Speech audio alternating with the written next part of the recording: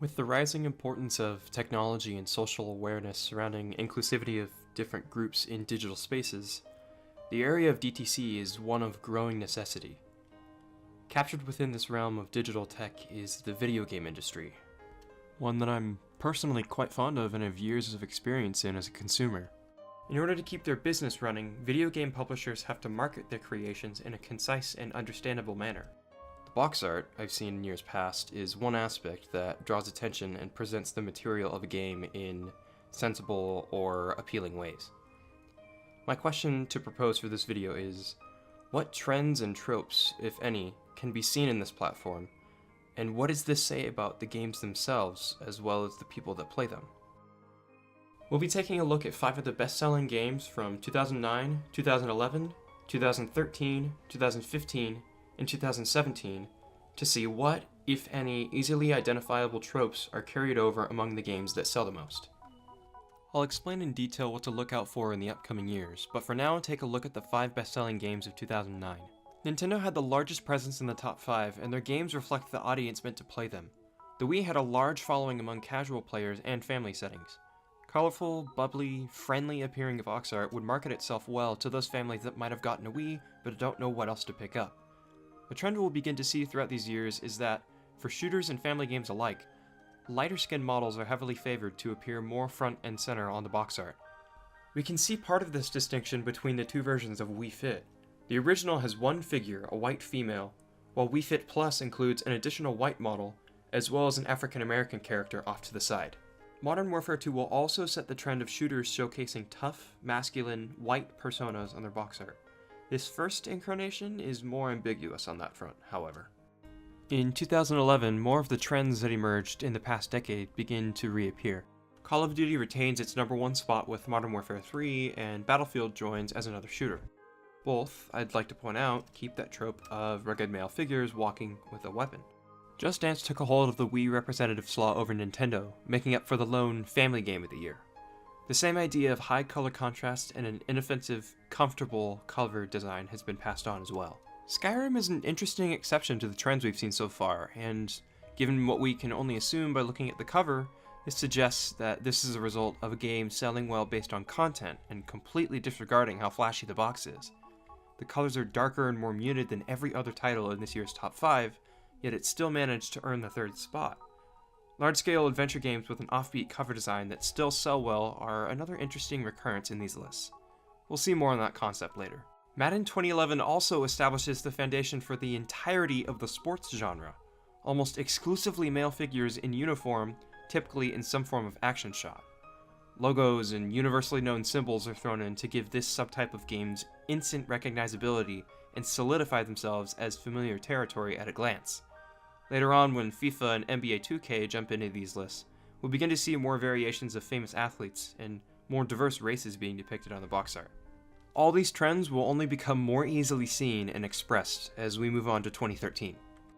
Jumping ahead another 2 years, 2013 is where many industry trends stabilize.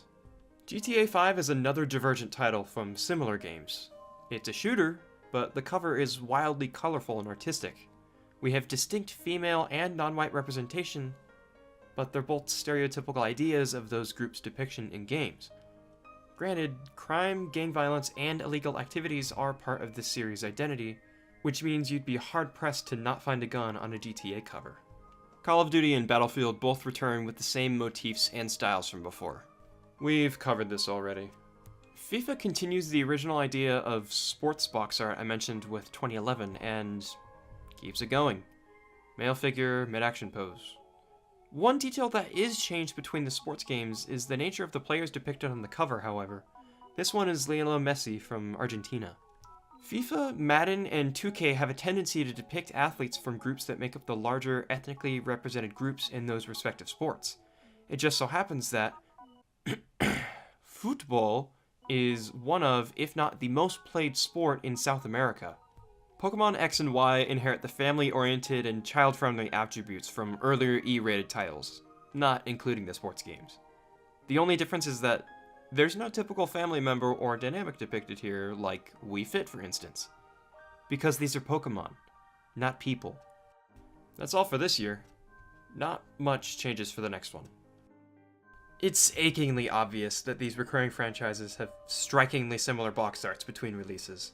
There's nothing structurally new about the Black Ops 3 art, besides an added emphasis on orange. Madden 16 and 2K16 also follow along with previous entries in their sister franchises and the characteristics that make up their artwork for those games as well. Fallout 4 jumps in as the only large-scale adventure game this year with a box design that defies most modern trends.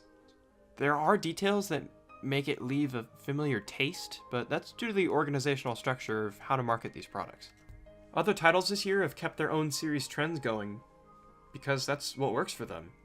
These other games vary only slightly from title to title, and the similar structure is what keeps drawing attention years down the line. Now, back to Fallout 4. Anyone that's played a Fallout game will tell you how iconic the titular power armor is. That's the bulky mechanical helmet we can see right here. People are naturally wired to attribute characteristics of things they see into easily organized categories.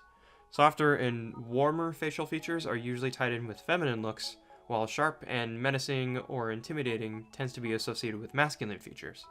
I'm not saying that this is how everyone always subconsciously works, and it's actually not even how this game works. Any person in the Fallout series can use power armor. Not one sex, not one race. Anyone can load themselves in and start mowing down mutants. But on the outside, someone looking at this game on a shelf might be given a different first impression if this is what they see. Star Wars Battlefront actually shares some ideas employed in the sports games, which might not surprise you considering EA was the company to publish this title as well as FIFA and Madden.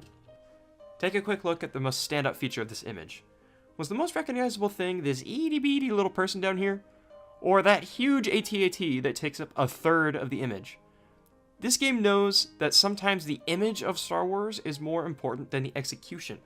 Show anyone that's never seen one of the movies an image of a droid, and they'll most likely at least be able to say, that looks like it's from Star Wars. The overcomplicated late 70s elements of various Star Wars designs are much more standout than the unique humanoid races. We've now arrived at the final year for this video, 2017, the culmination of every past year's efforts to set standards in how box art should appear for certain genres. The first 4 titles adhere painfully close to the standards seen in years past. Call of Duty attempted to do away with the overdone action shot it slumped into from 2009 to 2013, but the static brooding pose complete with a weapon isn't doing this cover any favors for originality. Both NBA 2K and Madden pull marginally different color palettes, but have the same layout as previous titles. There's nothing spectacularly different about these two. Destiny 2 jumps in as Bungie's resident dramatic cover with a white dude and weapon. The game might stand out, but the cover doesn't really. Breath of the Wild has, without question, the most wildly different box design and a complicated history behind how it made up the top 5 games of 2017. You see, this game came out both on the Wii U and was a launch title for the Switch on March 3rd. It somewhat resembles Skyrim for being the resident open-world adventure game that defined the year it came out. However, the Wii U and Switch are both Nintendo consoles, and the former having only around 13 million lifetime sales, compared to the PS4's 89 million and the Xbox One's 42 million. The Wii U lasted just around 4.5 years before passing the torch to the Switch, and judging by the sales numbers of Breath of the Wild in 2017 alone, the Switch version sold about 6.7 million and the Wii U version around 1 million. Those numbers have obviously risen since then, especially after the Switch received more press attention and started receiving deals and bundles for events and holidays. But all this begs the question, what is so special about this game that people would be willing to buy an entirely new $300 system and catapult Nintendo's latest hit into the 5 best-selling games of 2017 after the console had only been active for 9 months? Especially since the given lifespan of a console is anywhere from 5 to 8 or so years, this adoption rate that Breath of the Wild stimulated is baffling. There are some nitpicks we can throw at the box art. It isn't perfect by any means, but let's compare the North American art with the European art. While both have high contrasting, vibrant colors and aesthetics, one takes a sort of stencil approach while the other appears almost like a watercolor image. Look at this game among the lineup of the other biggest winners. Link takes up a fraction of the space in his box art in order to show off more of the world around him, as opposed to Kyrie Irving and Tom Brady, for instance. This importance of adventure and exploring the world can kind of be seen and represented by the stimulating greens and blues that put the dull and darker tones from the other top 4 games this year to shame. Now, I'm not here to mindlessly drop theories and call out games for being dull or repetitive based on image alone.